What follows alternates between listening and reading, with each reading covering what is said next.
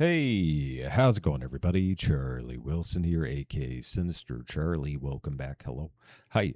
Simple history, military habits in civilian life. If you guys don't know, I'm sure if you've seen my channel, I was in the Navy for 6 years, U.S. Navy Seabees, hoorah, skibbity bibbity, I don't know. Uh, yeah, with civilian habits, sorry, military habits, civilian habits. What's that? Sleeping in till 12? Um, yeah, a lot of stuff is hard to break. I notice this man is guzzling coffee. I generally go with energy drinks because I can't drink that much coffee. It make me sick. Uh, but yeah, waking up early, being places early. I'm always 15 minutes early to everything, even if I show up 15 minutes early to the 15 minutes early. You know what I mean? That's a hard habit to break, but yeah, well, they'll probably go over a lot more stuff here, I'm sure. But yeah, let's go. Coffee, speech patterns, and body language. Did you know that these are some of the things that will give away an I ex-soldier? salute my Here's wife. how. Military life in general I'm just kidding. I don't have a wife. is much different than the civilian world. The most obvious being the amount of structure found day to day. For civilians, their time is spent however they feel like it. Sure, there's work, family, and other obligations that demand a person's time, but the average person can spend their days more or less doing whatever they feel like. The military is much different. No way Depending it on the is. branch of service and the exact position, a day is very strictly regulated. There is Honestly, we didn't go to the range that much. I mean, we'd go like twice a year, and depending on where we were going, like before I went to Iraq, they make you do. Well, I was on a cruise serve weapon. I was on a M240 Bravo when I was convoy security in Iraq. So stuff like that, like specialty stuff. Like I know the Marines go shooting and a lot more than we did. But our training was mostly building, because I was a plumber and HVAC tech as well in the Seabees. So it's a lot of that kind of training. Anyway, free time, sure, but it's free time based around someone else's discretion, and you're on call all day, every day. Taking leave involves a mountain Damn. of paperwork, that guy's huge. and every action is carefully monitored and structured to ensure everyone is where they're supposed to be at all times. Let me put it this way. You don't show up to your job, worst case scenario, you get Yeah, fired. that. Well, no. In the military, Well, yeah, I guess worst case scenario would be fired. If you show up, well, NJP, you don't show up, loss of rank. that's generally doesn't happen. Most people cover for each other. Sturdy little secret. I've called some people I didn't know where they were, but I knew they're probably just sleeping in or hungover. So I would, be like, yeah, it's accounted for. He's sick or something. I don't know. Yeah, and there are times that people covered for me too. So that'll happen in the military as well. But it can affect your like eval and making rank. Forfeiture of pay, and imprisonment. In very extreme wartime circumstances, this could result in the death penalty. And this hasn't happened since World War II, however, but it's still on the books.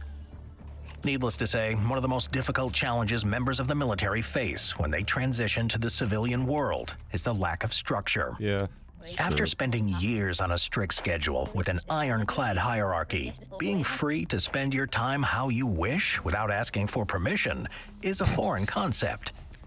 It's not like that. You would have to be like just entrenched in the military constantly 24/7 to have this, like, to salute your wife. I don't know, man. To ask for permission. Yeah. Okay. For many, returning to this more laid-back approach to life is one of the most difficult transitions from military to civilian life. Of course, this rigid schedule leads to a very unique relationship with time. Basically, if you aren't 10 minutes early, you're late. There you and go. even that's cutting it close. Yeah, I'm always 15 minutes before the 15 minutes, Even after discharge, former military members will still show up early for appointments a Hell yeah. quarter hour early, if not even more, when there's no need to do so. Which is arguably also a waste of time. But a lot of the military is hurry up and wait anyway, so business as usual. And of course, when they show up 15 minutes early, it will be 15 minutes early military time.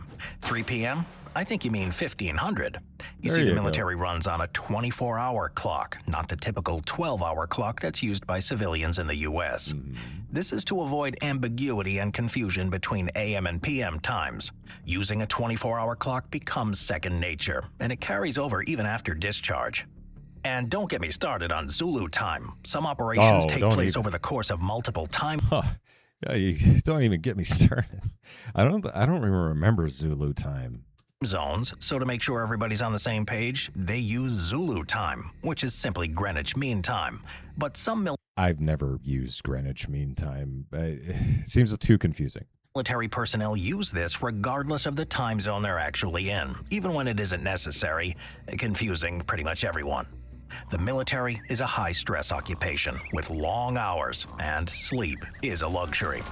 Whenever there is downtime, a service member will fall asleep virtually anywhere they can. That is true. In chairs, on the floor, under a vehicle, pretty much any place available. Out like a light in minutes. The ability to sleep anytime, anywhere, no matter how uncomfortable, is a skill, if not an art form, that's been perfected over generations of service personnel. After leaving the military, the ability to fall asleep anytime, anywhere is carried over Well, into civilian I life. mean, not at the And wheel. going lights out without having to wind down is something that many non-service members find astonishing.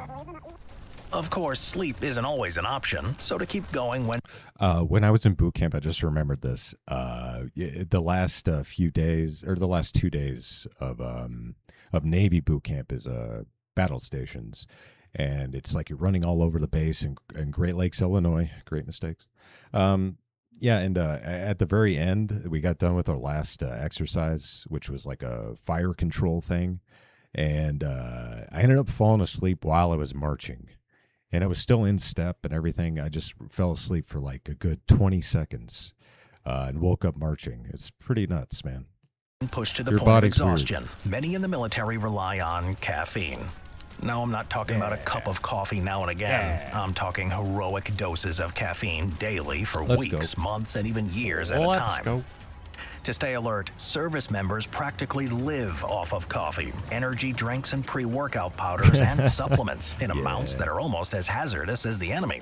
Whatever. For example, most medical experts Whatever. place the upper limit for caffeine consumption to be around 400 milligrams per day.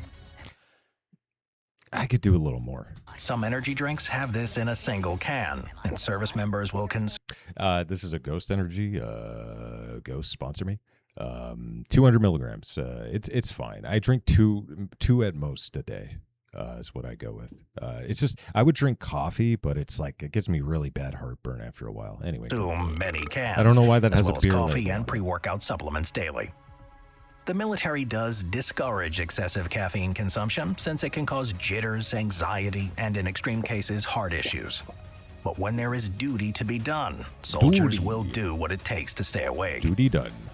Needless to say, caffeine is highly addictive, so even when they're no longer in the military, the habit of overdosing on the most common drug in the world is hard to break. And even years or decades after leaving service, many veterans will continue to reach for the stimulant and consume it in massive doses. Eh. And then there's the stronger stimulants, like ephedra and whatever they put in Jacked, which, if enough is taken, will let the user hear colors. I don't even know what is he talking about. Jacked 3D, like the pre-workout stuff. I've never been issued amphetamines, and I know they give pilots amphetamines, but I don't know about just regular soldiers and shit. And just in case you're wondering, no, this is not contradictory, and military personnel will always take an opportunity to sleep, no matter how much caffeine or anything else is running through their veins. If there's one aspect of the military that even civilians can understand, it would be the discipline. Every aspect of their lives is highly regimented, from their posture, their clothing, and how they speak. After discharge, this carries over even when it doesn't Yeah, have to. it's true. This is a gig line. It's the alignment. Gig lines. I honestly didn't think I'd hear about gig lines as a civilian, but here we are. Yeah. There you go. Of the seam of a I got button-down nothing. uniform shirt, the I belt do this. buckle, and the seam I of the still- trouser fly. I still do this. When presenting for inspection, this portion of the uniform will be in perfect alignment and squared away. And if it isn't, well, drill yelled at. instructors tend to have creative ways of making their point. Many former service members have reported checking the gig line on their clothing, and some even do so when encountering civilians. And seeing a misaligned seam will cause an involuntary shudder to run through them, and many have to stop themselves from correcting their civilian coworkers. Gig lines tend to stay in place more easily when the wearer stands upright with good posture. Sure. Head up, shoulders back, gut in, Absolutely. arms straight at the sides. This position becomes automatic, and when forced to stand in one place for any length of time, many veterans will involuntarily place themselves in parade rest. I haven't done Many that former since. service members also I've found any excuse not to be in parade rest. Gonna be honest with you, I've never. No, not as a civilian. find themselves using the same manner of speaking as they did in the military. First and foremost, it's excessive use of the words Sir and ma'am, even in situations when this may be odd in the civilian world. The military also makes extensive use of acronyms and abbreviations, as well as clear and direct language to avoid miscommunications. And you get a point across as quickly as possible, and being forced to speak this way for years on end tends to rewire a person's brain to continue to do so even when it's not necessary. So instead of saying, "I understand, I'll be there in 15 minutes," Copy that. many will involuntarily say, Oh, "Roger, Jesus. ETA 15. I would say I tried to avoid the use of Roger, but I would say copy that or can do, I guess. This also extends to gestures, such as the infamous knife hand when making a point. The military is also a stickler for following the rules, and breaking any of those rules can have severe consequences. This is to foster discipline and ingrain Why the is he looking at following it so of orders, close? no matter how seemingly pointless. One veteran stated that early in his military career, he accidentally walked on grass. Oh, don't do Unfortunately that. for Don't him, do there that. was a nearby That's one thing I totally forgot about. Do not walk on the grass. I don't know what it is. It's just a rule. I don't know why. It just exists. sign that clearly said, "Keep off the grass," and a sergeant spotted him. After being chewed out, probably with lots of knife hands, he then spent the next 3 hours low crawling up and down the grass with all of his gear. Needless to say, he's still extremely careful about where he walks.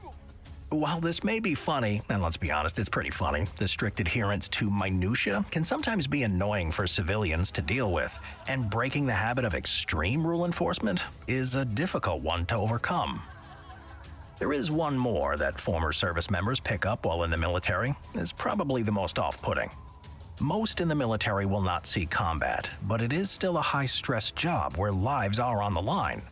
In order to relieve this stress, many will develop a very colorful vocabulary full of fascinating words that are not in any way advertiser-friendly. This, as well as a very strong sense of gallows humor, can come across as offensive Like poopy head and doo-doo brains. to civilians who don't understand its source. There is a time and a place for that sort of thing, and a meeting with your boss is probably not one of them, unless he's served too. Yeah. Then it might be appreciated. Disclaimer, this is not a career advice, and we here at Simple History don't advertise using that I give you full permission to cuss at your boss. type of language in a professional Do it. setting, as funny as it might be. It shows gumption. There are plenty of other habits veterans pick up during their time in the military, and anyone watching this who has served, do you have any odd habits that you picked up in the military? Sound off in the comments. Well, obviously not cutting my hair. Oh, there you go.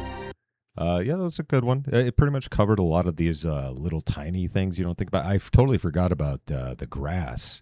Yeah, you're not supposed to walk on the grass, even if you're in civilian uniform, even if you're in civilian clothes, you're generally, you won't see that happen. I think it's just to keep the place looking nice, I guess, to not have a bunch of tread marks all over the grass, I would assume.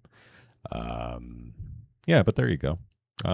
Honestly, that part of the military, some stuff kind of irked me a little bit, but after I'm 85, I was like, it just became normal. It's just normal. And it's just like a regular job after a while, with a lot of yelling and screaming. Anyway, thanks for watching. please like and subscribe down below. It does help the channel, and it makes me go wee. So yeah, and if you got any other suggestions for any other videos, please feel free to put them in the comments. I will get to them eventually. So yeah, thank you very much for watching, and bye.